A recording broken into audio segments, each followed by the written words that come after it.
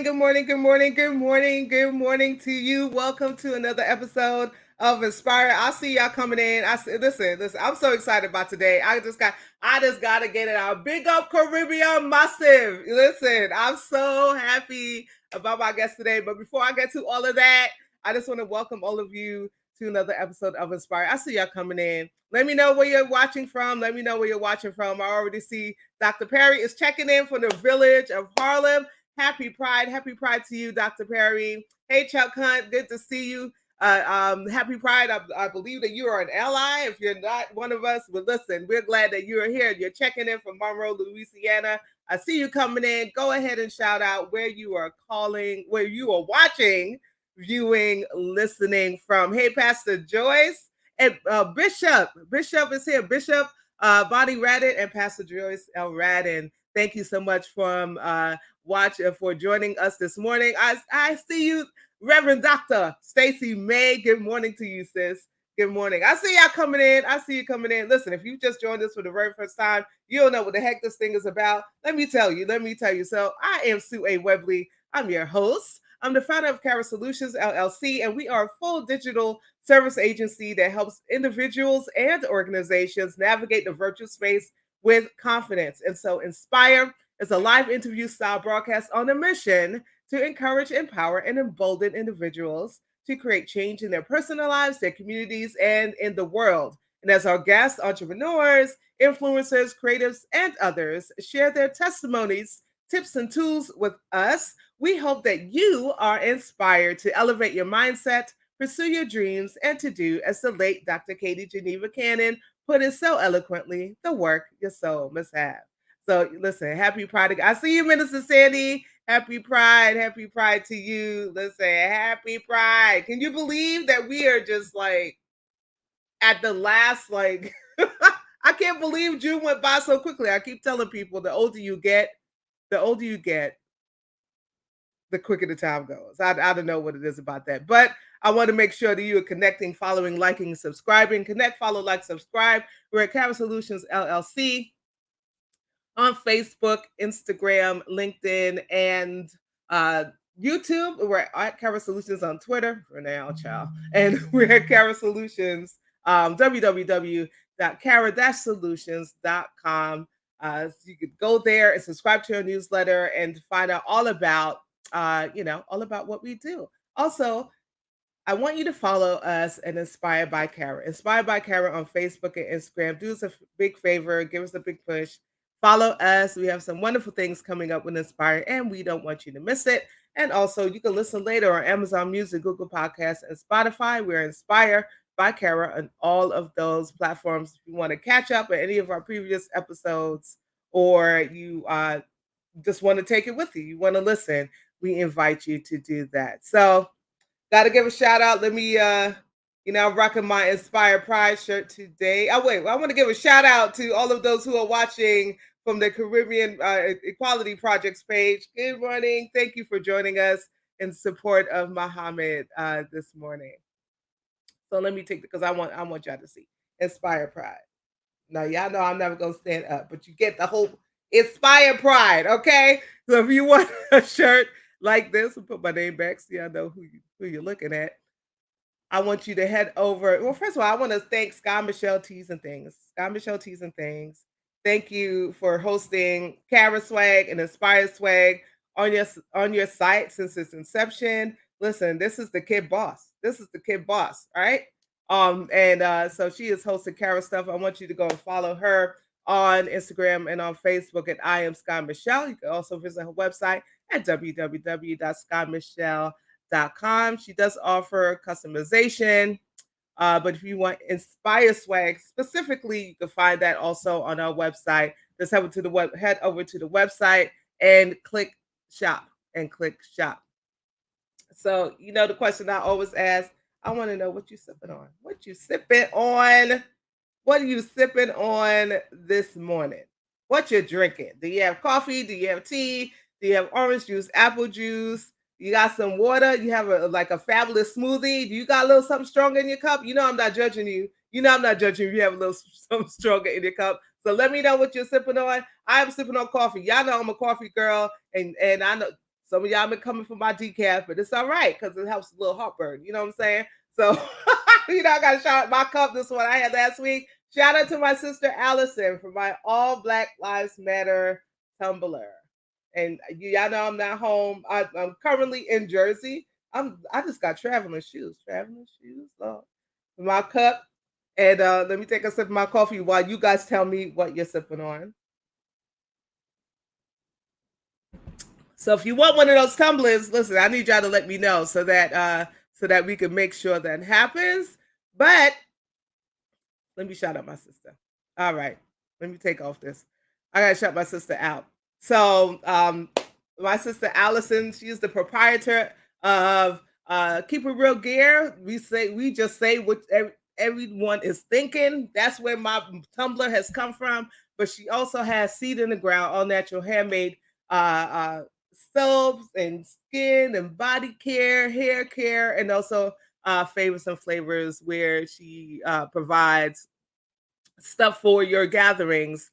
And I just need to shout her out. I don't know if I'm going to see if she's watching, but I need to shout her out and tell her thank you. And this is something that I think is really special that she has done. She has made soap, y'all, for Pride. She has made soap for Pride, right? So they're both oatmeal with goat milk and aloe vera is the rainbow one. And the trans one is oatmeal with hemp oil and shea butter.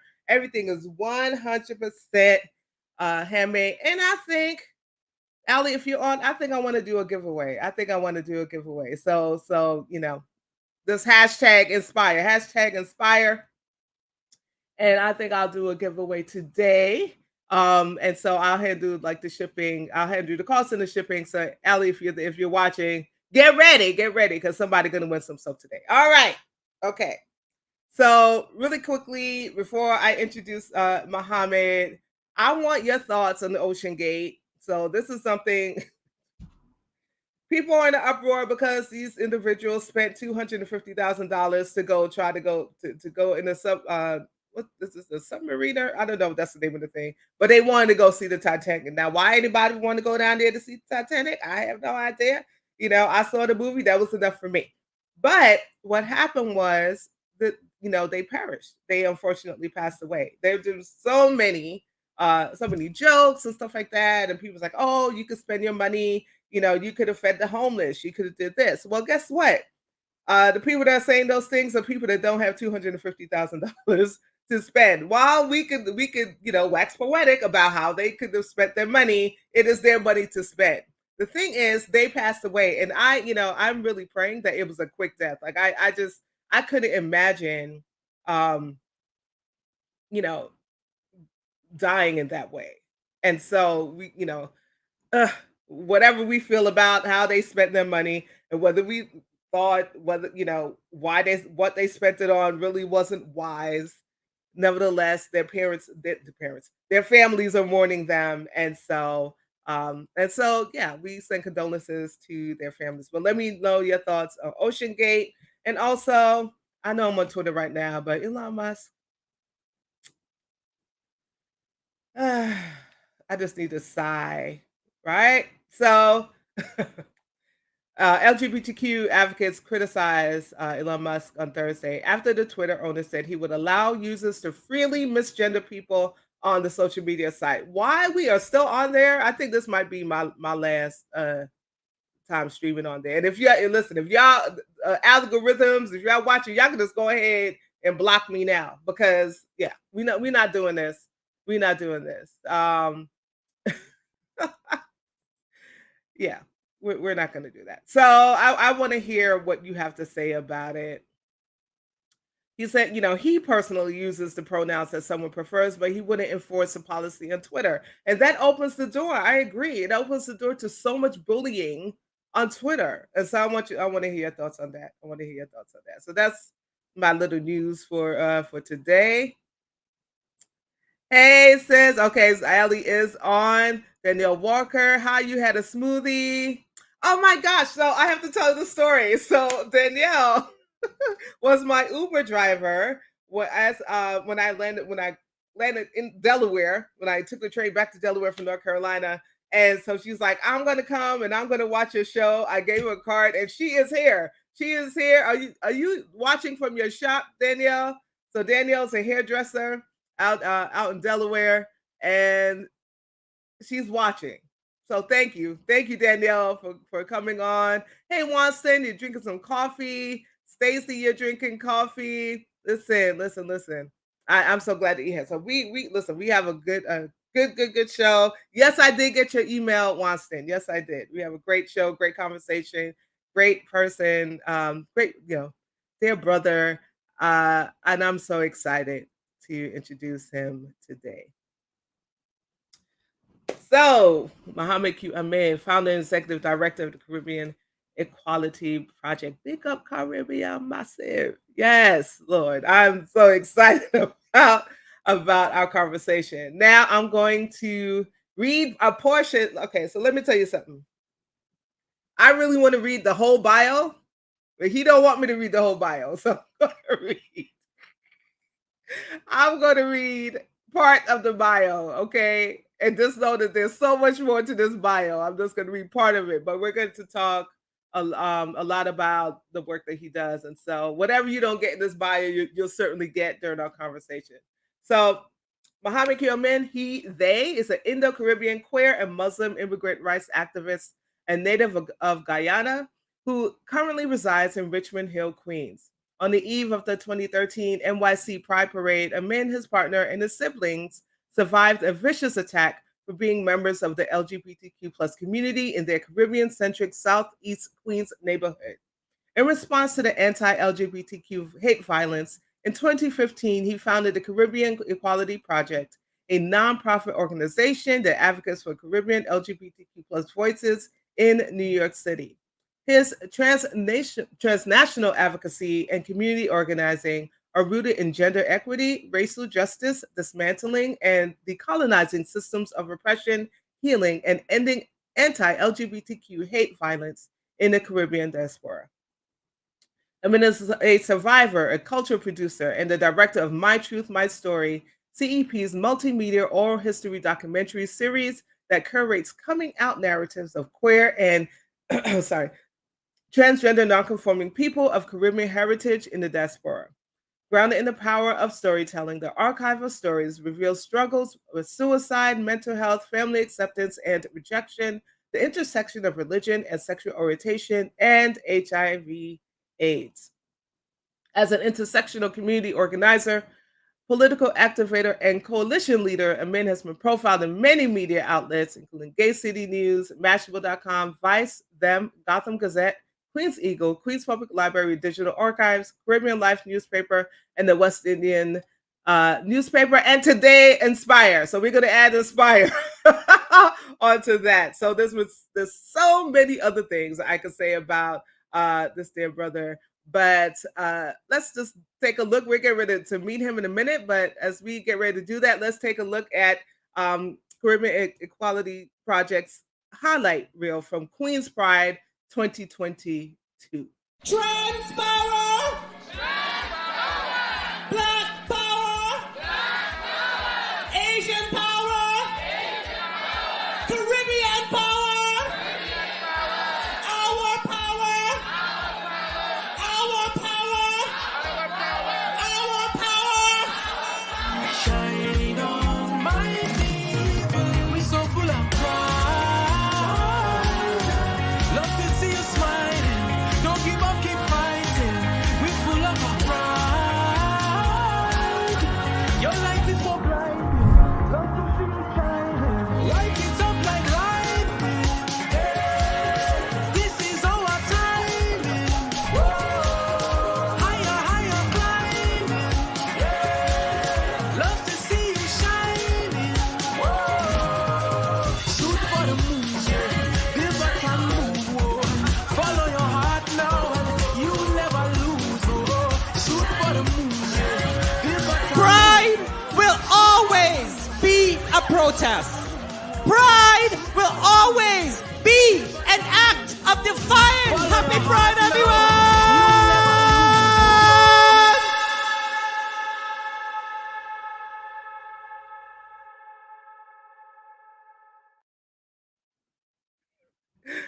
Good morning. Good morning, Sue, my friend. I've missed you. Happy Oh my Pride. Happy gosh. Caribbean American Heritage Month. And of Yes, yes. course, we're still celebrating Juneteenth, Yes. 365 days a year. Yes, yes, yes. Oh my gosh, it's so good to have you on. It's so, and I haven't, I don't think I've seen you in person since, gosh, when was the last? I can't even.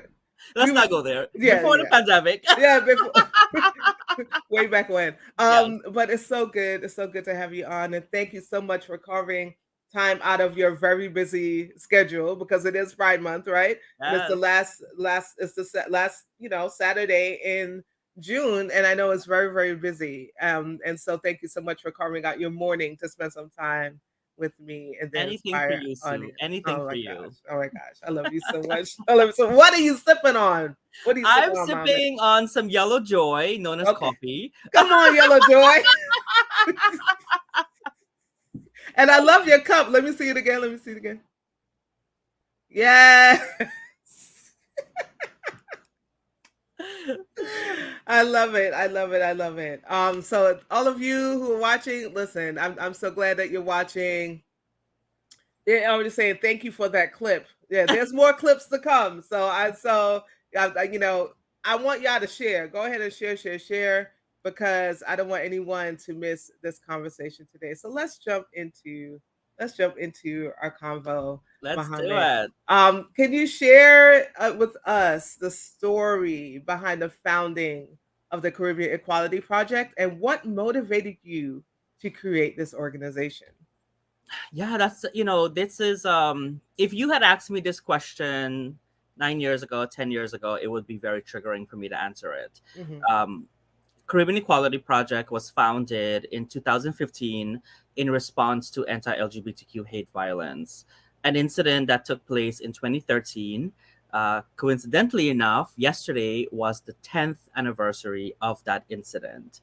And my partner, my brother, and I were attacked in Richmond Hill, Queens, where I live, for simply existing as queer people. And that violence really forced me to recognize that even though I was living, organizing in Richmond Hill, I was not safe in my own neighborhood. But it also forced me to reconcile with the fact that in New York City, we do not have a space where Caribbean LGBTQ people could coexist safely and access immigration services, mental health services, social services, and even just convene, just to be in space with each other outside of Pride. Pride has always been the 1 month of the year that we have gathered with each other, but the 11 months of the year, we're still trying to figure out where we belong. Yes. And that incident really was very traumatizing. I went to the New York City Anti Violence Project and I needed support. My family and I needed support. We needed mental health counseling. We needed to heal from that trauma. And through my time at the New York City Anti Violence Project, I was able to envision a world where Caribbean LGBTQ people could be safe and free. And 2 years later, in 2015, I launched the Caribbean Equality Project.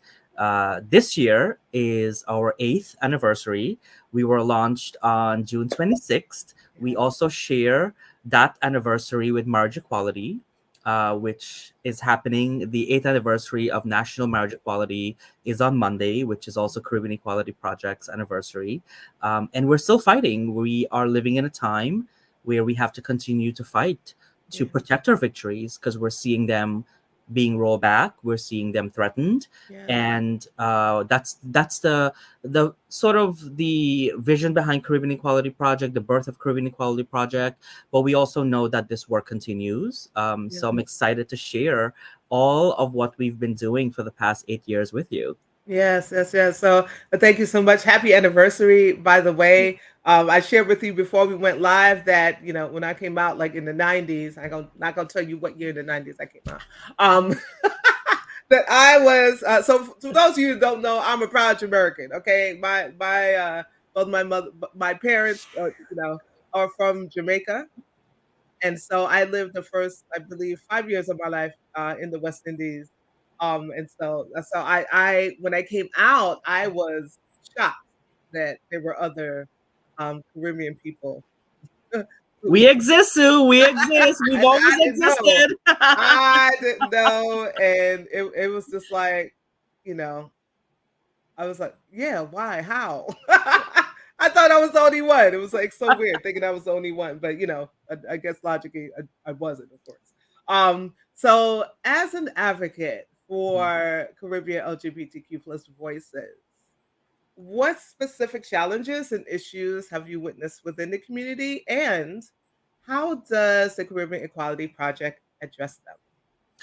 Yeah, this is a great question. Thank you for that. I think a lot of the work that the Caribbean Equality Project is doing now is responding to hate violence.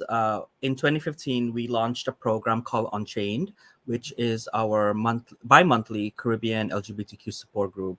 It is the first of its kind in New York City, and it was one of the programs that I sort of like the foundational programming of the organization, stemming from the trauma of 2013. I wanted to create a space where other survivors of hate violence, those who are struggling with their intersectional identity, being Caribbean, being queer and trans, Mhm. dealing with their faith, family acceptance. I wanted a space to be where we could talk about these conversations, not just on a for a program that happens once a year, Right. but on a monthly basis. And this was launched in Richmond Hill. It was also a way of reclaiming Richmond Hill as a Caribbean neighborhood Mhm. that is welcoming or should be welcoming to Yeah. LGBTQ people. And during the pandemic, we had to, like many other organizations and yourself, we had to pause and reimagine what programming looks like during a pandemic. How do we keep Yes. people safe while still creating space for community? And we leverage our access to Zoom. We launched the program virtually, Mhm. and we started reaching people from throughout the US, Caribbean people throughout the US, and then we started reaching people from Canada, and then Wow. quickly folks from the Caribbean saw that it was virtual, and for the first time they were able to participate in the Mhm. Unchained support group. Wow. We started to get folks from Jamaica, from Guyana, from Trinidad, from Saint Lucia, and then quickly the folks from the UK started Yes. joining the program. Wow. And so we were meeting twice a month via Zoom, and we also had to think about safety, confidentiality. The program has a community group agreement that we read out loud at every single session to ground our members that whatever is shared in the space is stay there. Whatever knowledge is learned is incorporated into their daily lives. Mhm. And that particularly this last year, we launched the Brooklyn iteration of the program. So currently, the second Monday of the month, we meet in Richmond Hill, Queens. And the Mhm. last Monday of the month, we meet in Crown Heights at the Brooklyn Community Pride Center for the Brooklyn iteration of Unchained. And this program has been in existence for 8 years now. Come Wow. September, we're going to be celebrating the ninth season of Unchained. And we're so excited about that. Wow. Wow, wow, wow, wow. Thank you for sharing. So is there a video that goes with this? Yes. So one of the things that, in response to all of this, we have also been working with our Caribbean regional partners, particularly those in St. Lucia, in Jamaica, in Trinidad, in Guyana, where we are figuring out how can we in the diaspora support the work that's happening in the region. Mhm. For the past, I want to say the past 2 years alone, we've seen almost 3 or 4 countries challenges to the Constitution. One, their decriminalization cases, right? And one of the amazing organizer advocates, Kenita Placid, who is the executive director of ECADE, which is based in St. Lucia, has been leading a lot of this movement. Mhm. And in 2022, we launched our Caribbean Crossings conference, and this video highlights that conference. And I'll talk a little bit more about it after the video. Okay, so we doing Caribbean crossings, or Yes, we doing Caribbean crossings? let's do All right. Caribbean Crossings. Okay. All right. Welcome, everyone, to what we hope will be the first of many Caribbean Crossings, Confronting Gendered and Racialized Violence, a one-day community conference recognizing 16 days of activism to end gender-based violence and Human Rights Day. This is the first LGBTQ college-wide event at Medgar Evers College. As an undocumented asylum seeker, I am proud to be a leader who works daily with fellow change makers at Caribbean Equality Project. Enjoy your time here at Medgar. We open our doors to you. We roll out the red carpet to you.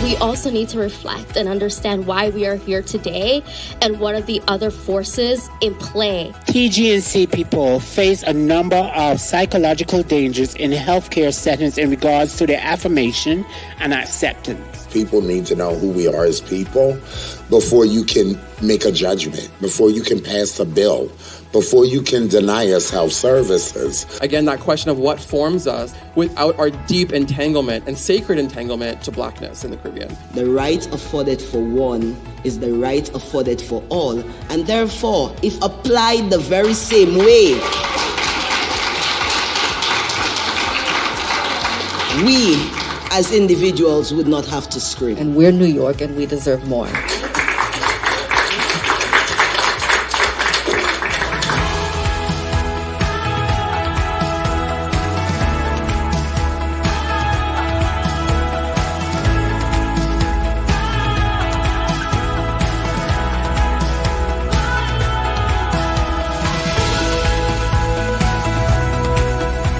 There's no way that we are going to make any kind of systemic and cultural shifts in this country, in this world, if we're not doing that together. Well, community care is seeing everybody, seeing everyone as the individual. You don't have to lose your individuality. That's a quality that you'll see in transformational movements. I just want to uplift the work, the tireless effort of organizers and advocates who aren't in this for the clout. And I just want to say I'm very thankful to all of the work Caribbean Equality Project has done. I cannot thank you all enough. God bless Caribbean Equality for doing this. God bless my agency and her agency, because this is people of color. This is not them. This is us. Taking care of us. And that needs to happen. We could do it all if we just support each other.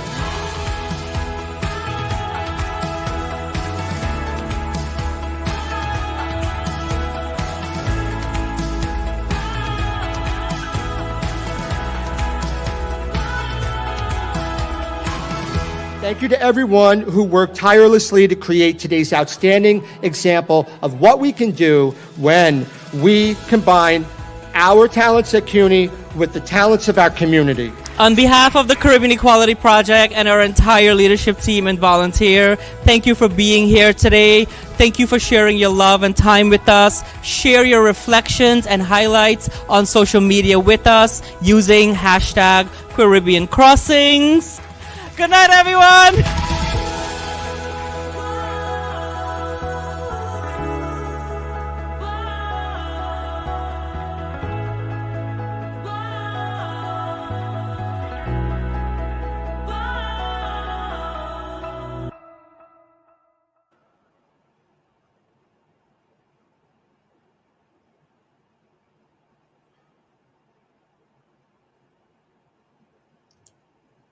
Wow. Whew. That was so, it was just so impactful. Thank you for sharing that with us, Mohamed. Bishop Sonia Williams says amazing. Aw. Yeah. I thank you for I think a lot about what this work means for our community now. And the crossings of violence and trauma led to the birth of a new generation of change makers, visionaries, and co-thinkers who now lead the Caribbean Equality Project. And many of these individuals, incredible organizers and advocates in New York City, helped to co-create Caribbean Crossings. And our leadership team represents folks from Jamaica, Guyana, Trinidad, Antigua, and we are constantly cultivating new leadership. But as we do that, we're also thinking of ways that we can directly support and amplify the incredible work that's being done in the region in itself, which we know it's 10 times harder than what we are doing in New York City. And throughout the diaspora, Canada, the UK, wherever we have migrated to. And Kanita Placid is a dear friend of mine who have been leading a lot of this work to decriminalize same-sex intimacy in the Caribbean, that have led to several victories already in 2022. And having them be our keynote speaker, traveling all the way from St. Lucia to New York City, and hosting this conference in Little Caribbean in Brooklyn was historic for our community. And it was also the first ever LGBTQ CUNY-wide event at Medgar Evers College. Wow. And when we think about Medgar Evers College, it is really a center for Black studies and Black education and Black thinkers. But to also know that this college have existed for so many years without there being any type of centering of LGBTQ people. Yeah. And we wanted to change that. And we didn't know how impactful it was going to be until the students started coming up to us afterwards and saying things like, thank you for being here today. As a queer Caribbean person, as a trans Caribbean person, as a person that's questioning my Caribbeanness and my queerness, I never imagined that these intersectional identities could coexist harmoniously with each other. And in a lot of ways, that is what the Caribbean Equality Project's work is about. And to summarize it in a way that, the crossings of violence have always existed in the Caribbean, from the transatlantic slave trade to indentureship.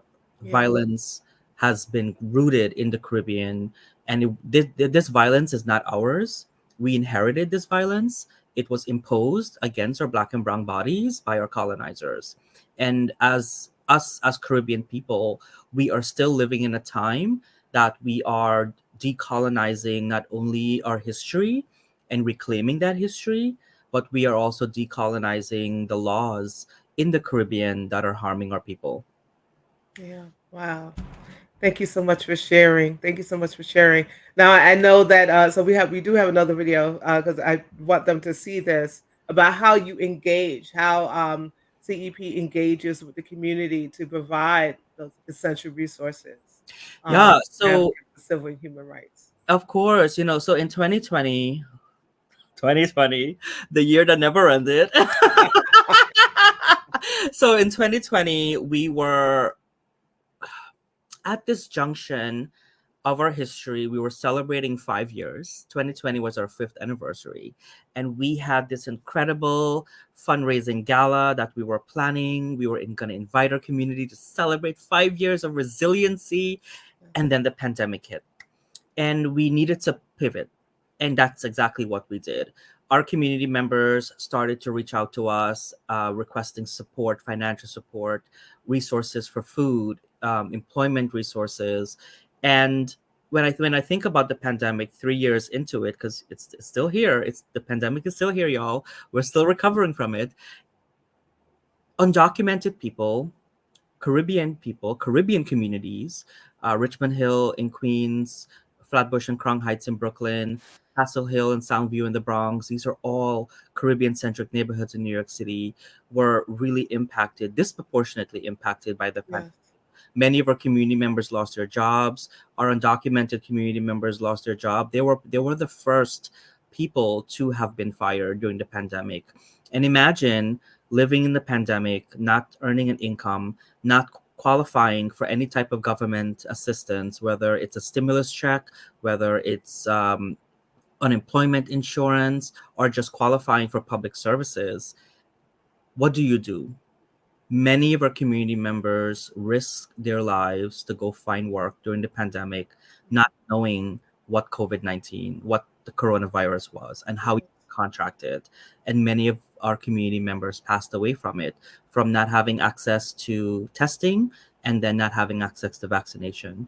But food insecurity became such a crisis in New York City because people couldn't afford to feed their families, and they had a hard decision to make. It was either pay your rent and Yes. bills or buy food and put it on the table. And Caribbean Equality Project launched a bi-weekly food justice program, which is our now it's our monthly food distribution in Flatbush, Brooklyn. And we were serving food in Queens, in Brooklyn, and in the Bronx. And this video that you're going to be seeing is from our 2021 highlight of our Tri-Borough holiday pantries. So go ahead, play that. So show me what community looks like! This is what community looks like! Show me what community looks like! This is what community looks like! Show me what community looks like! This is what community looks like! One more time, let me hear those voices. Show me what community looks like! This is what community looks like! Hi, my name is Mohamed Q. Amin. This is your favorite councilwoman, Rita Joseph. My name is Winsome Pendergrass. My name is Nirmala Singh. I'm the founder and executive director of the Caribbean Equality Project. I'm here today in partnership with Caribbean Equality Project. I'm here representing Flatbush Mixtape. I'm a member of New York Communities for Change. I'm a founding board member of South Queens Women's March. We saw what COVID-19 did to us in terms of food insecurity. And we realize how serious it is that our people are in need. And what we've done this year is continue a tradition we started in 2020, and we organized 3 holiday food and essentials distributions in Soundview in the Bronx, Flatbush, Brooklyn, and Richmond Hill, Queens. So we worked.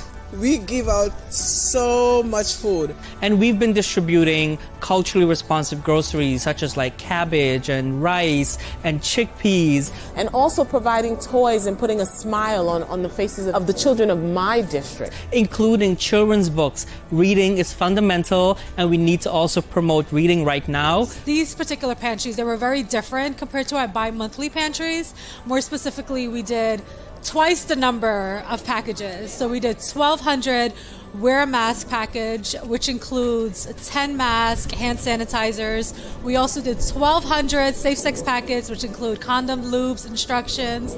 And we did 1,200 oral hygiene packages, which include toothbrushes, toothpaste. We know that folks that live in the NYCHA houses are the most impacted community members, and that means that we have to bring the resources to them. We really realized that we really have to meet our community members where they are on the streets in South Queens. So it was up to us to feed our people and to help keep them safe. And where our elected officials, those that are currently in power, failed us, it was community organizations like Caribbean Equality Project that stepped up to say we're going to serve our community with love and joy while maintaining their dignity.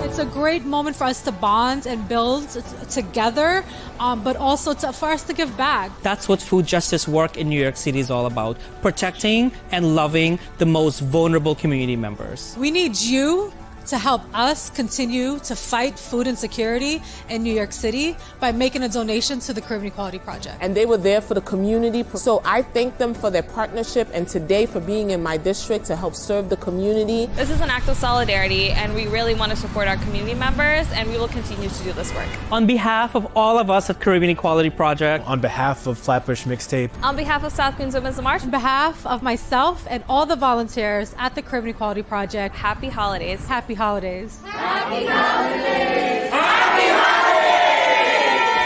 happy holidays and happy new year. We will continue fighting food insecurity in 2022, and we will continue to love and protect each other. Happy holidays.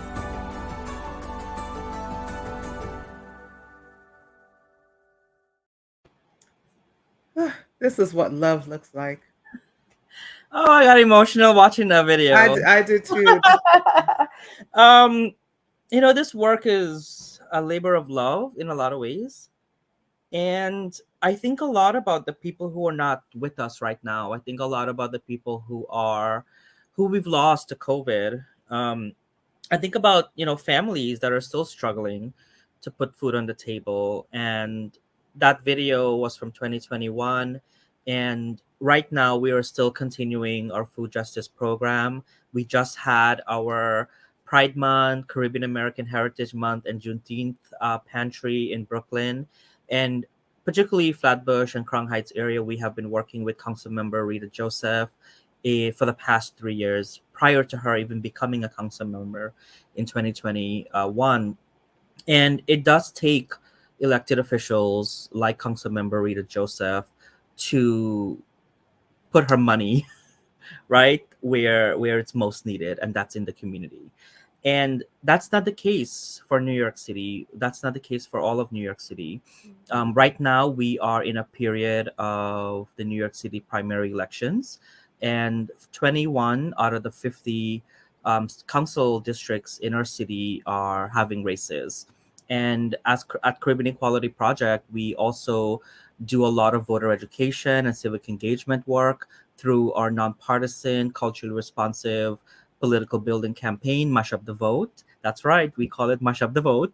And as Caribbean people, we center our culture, we center our language as part of our work.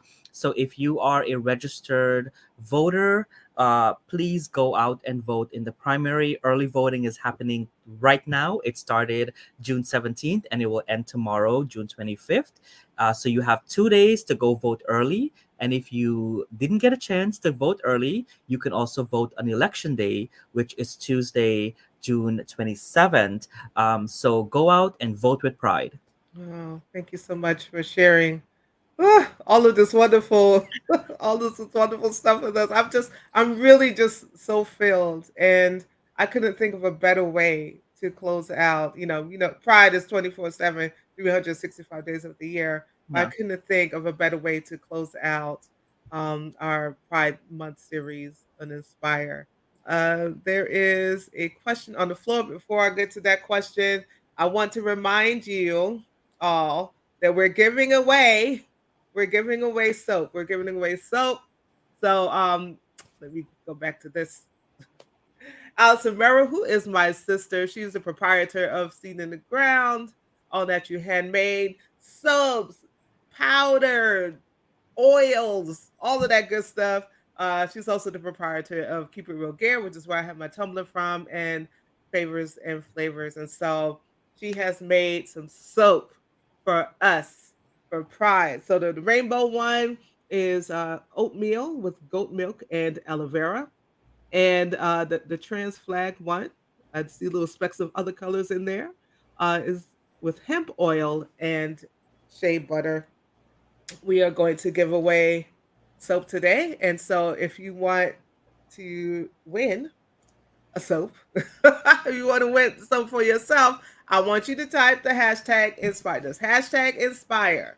No space in between the pound sign and the word hashtag Inspire, and we'll do a drawing at the do it now. We'll do a drawing at the end. And so, oh my gosh, so many good questions. Okay, So Dr. Perry says, how effective has your work been in the communities of new people to the United States?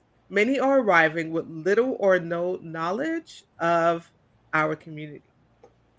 Is that Miss Dr. Wilhelmina Yes, Perry? it is. I love them. I recently saw Dr. Perry in Albany, and I'm going to center this question on the work that Dr. Perry is still doing to make sure that we advance legislation in New York City, New York State to protect LGBTQ people. So, Caribbean Equality Project has been working in coalition with groups like the New Pride Agenda, Equality New York, the Center, the New York Immigration Coalition. These are all agencies that we have built partnerships and collaboration with to advance LGBTQ rights in the state. And recently, Dr. Perry and I and so many others were in Albany advocating for the Safe Haven Bill, which will advance gender affirming care for trans and non binary people in New York State, but also welcome folks from other states to come to New York State to access these resources. And we know, as of right now, they are 600 plus bills that have been proposed. Majority of these bills specifically target the trans and non-binary community. 80 of them have already been passed in 18 plus states. And about a month and a half ago, New York State, a wonderful elected official proposed New York State's first anti-trans bill. Right? How exciting is that? So we're seeing these bills. They are copy and paste hate. That is what they are. They are copy and paste hate being funded by people who have disposable income to take back our rights. And how do we fight that back? How do we fight back against this? We show up. I've been going to Albany. We have been meeting with lawmakers in Albany to make sure that this bill doesn't advance on the floor. We make sure that the Safe Haven bill, most importantly, got recently passed. So the Safe Haven bill passed the Senate and it passed the Assembly chambers. And right now it's in the hands of Governor Hochul. And I was recently told that there might be a surprise signing of this bill into law tomorrow at the New York City Pride Parade. But essentially, this is how we protect people right now. As an organization, we have also been working with asylum seekers. One of the joys of doing this work is working with Caribbean LGBTQ immigrants, Caribbean LGBTQ asylum seekers that are picking up and leaving, finding the resources, first of all, finding the resources to leave and come to New York City. And before folks even get to New York City, they're in the Caribbean Equality Project's DMs, they're in my DMs, and they're like, I'm coming, I'm going to be landing at JFK, I'm going to couch surf for a few days, I need housing resources, I need resources to a lawyer, I need to tell my story, I need to live, I need to survive, and I can't do this in my country. Yeah. And while there are so many advancements in the Caribbean, we know that LGBTQ people in the region who live in very rural communities are the ones that are most often harmed and don't have access to resources. And I encourage people. I say to my Caribbean siblings all the time, we can be Caribbean. We can be proud Caribbean people, but also know that our lives matter and we have to value that life. And if our country is not going to protect us, it's okay to leave. It's okay to be displaced and find safety wherever that may be for you, because we have to live, right? If we continue to be in spaces that will harm us, and many of the Caribbean countries right now still don't have laws that protect LGBTQ people from being fired, from experiencing housing discrimination, from experiencing police violence, even when our community members report anti-LGBTQ hate violence to the police, they are then re-victimized by the police. Yes. So for us at Caribbean Equality Project, we facilitate resources, immigration resources, so our community members could access pro bono services, or if they can afford, we also facilitate private immigration services so they can have a lawyer that will work with them to file their asylum case. And I'm so honored. Since we started Caribbean Equality Project in 2015, we have facilitated and won over 150 asylum cases in New York City. And so this is the work that still needs to happen and we're doing. And while we're supporting these immigration cases, we're also providing people access to food. We're providing them resources to emergency relief fund, our Unchained support group. We are building a community of love and resiliency, while also being visible and taking up space in Albany at City Hall and on the streets of our communities. Yes. Ugh, I wish we had 2 hours. I wish we had 2 hours for this conversation, Mohammed, because I'm just so I'm so just filled, just watching and hearing about all of the amazing, important work that CEP is doing. And but I know you are busy, you got prize stuff to do, so I'm gonna ask you this one last question. We're gonna have you back because there's still some things I want to know. So we're gonna have to Ooh. have you Part back. two, I love it. Yes, part two, definitely. So looking ahead, Mhm. what are your future goals and aspirations for the Caribbean Equality Project? And what impact do you hope to have, further impact rather, on the lives of LGBTQ plus individuals Yeah. within the Caribbean diaspora? Our goal is to continue honoring the legacy of those who came before us, such as Colin Robinson, who founded Caribbean Pride in 1998 in New York City. Colin also co-founded what is now known as the Big Truck tradition, which was the first Caribbean LGBTQ contingent at New York City Pride. This year, Caribbean Equality Project is continuing that legacy. It is the 25th anniversary of the Big Truck tradition, and we're going to be marching in New York City Pride. We are still taking up space at New York City Pride. Pride is still a protest, and the Yes. Big Truck started as a resistance to spaces that did not uplift Caribbean identities and Caribbean culture. And we know that Caribbean carnival culture and LGBTQ identities can coexist harmoniously, and the Big Truck tradition facilitates that opportunity. And as an organization in 2025, actually, we're going to be celebrating 10 years.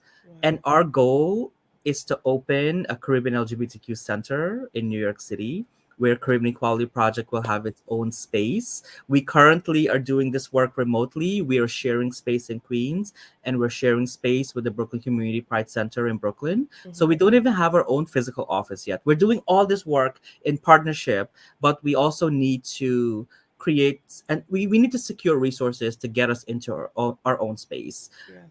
And we have an incredible trans justice unit. This work right now is to also to facilitate opportunities for trans leadership and build trans leadership.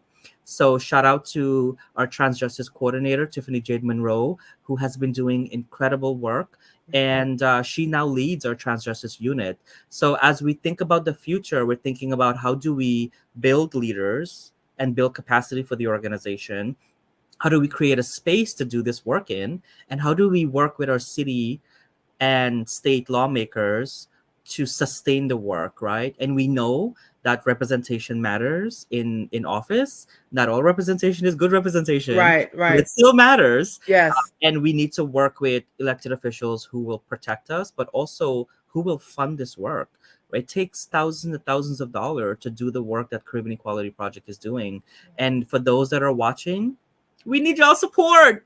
Go to CaribbeanEqualityProject.org, make a donation. If you're unable to donate, share it with somebody who may be able to donate to support our work. This Pride season, give with love. We need this. We need these resources. And if you're a social person, connect with Caribbean Equality Project on Facebook, Instagram, Twitter at Caribbean Equality Project. And if you're feeling generous, connect with me as well, Mohamed Q, Amin. Listen, you can find Mohamed Q everywhere. Just type his name in. And you know what? Here's a little secret. Check me out on the live broadcast tomorrow, ABC. Yeah. Oh, what? What time? What time tomorrow? Do you know? My interview is scheduled for 12:50. Oh my I think goodness. that's the time it's gonna air. It's the first time a queer Indo-Caribbean person is being featured Wow. on ABC broadcast. Oh my goodness. And it's well deserved. It's about time and it's also well deserved. Thank you. Mohamed, I know you got to go. Thank you so much. We are going to have you back for part 2. Let's do it. I'm here. Listen, you know I love you. Yes, I Shout love out you to back. all the Inspire followers and supporters. Sue, thank you for having me. This work that you're doing is so important particularly in our faith community and our larger community. Yes. We need to make sure that we are creating affirming faith spaces that are inclusive and welcoming to all. Our communities have gone through enough trauma Yes. through faith, and we need to reclaim our faith and reclaim those spaces. This is why when I introduce myself, I always say I'm a proud queer Indo-Caribbean Muslim person, because I want these identities. I want people to know that these identities exist. Yes. These intersectional identities exist, and they don't have to live separately. They can Yes. live and coexist together. Yes, all harmonized into All one. harmonizing together. All harmonized together. Thank you again, Mohamed. I know you have to run, but I'm going to do this drawing. So if you want to hang out for the drawing, you can. Sure, I'm here please. for another few minutes with you. All right, okay, so make sure, I don't know if who has put Inspire. Let me see how many people. Only 2 people? All right, we're going to do this drawing with the 2 people. If you want soap, let me put it back up because maybe y'all didn't see it. Maybe you missed it. I'm trying to get y'all some soap. I'm trying to get y'all to be clean, okay? So again, the rainbow soap has oatmeal, is oatmeal with goat milk and aloe vera, and the trans pride soap is oatmeal with hemp oil and shea butter. And listen, these soaps are amazing, and I want y'all to get some for Pride. Okay, so go ahead and put it in now. Put #Inspire. Put #Inspire. And let's see. Let me see who else is doing it. All right. Okay, so we're gonna go with these 2. Let us go and see who wins.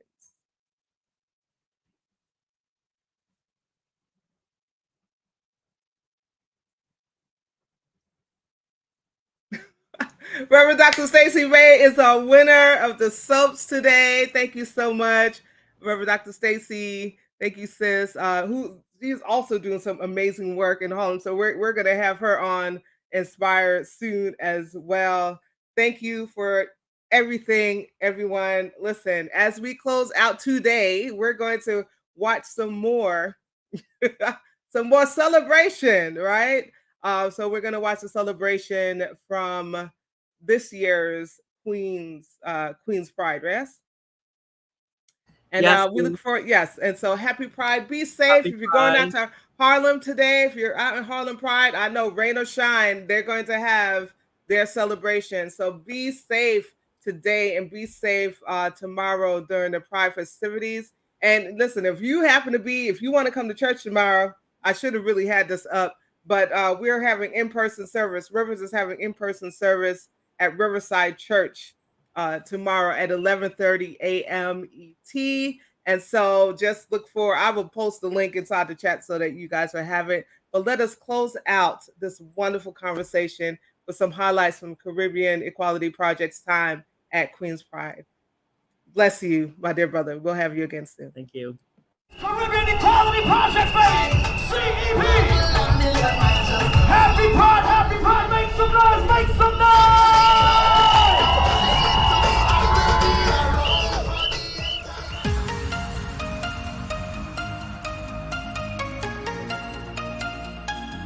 Happy Pride!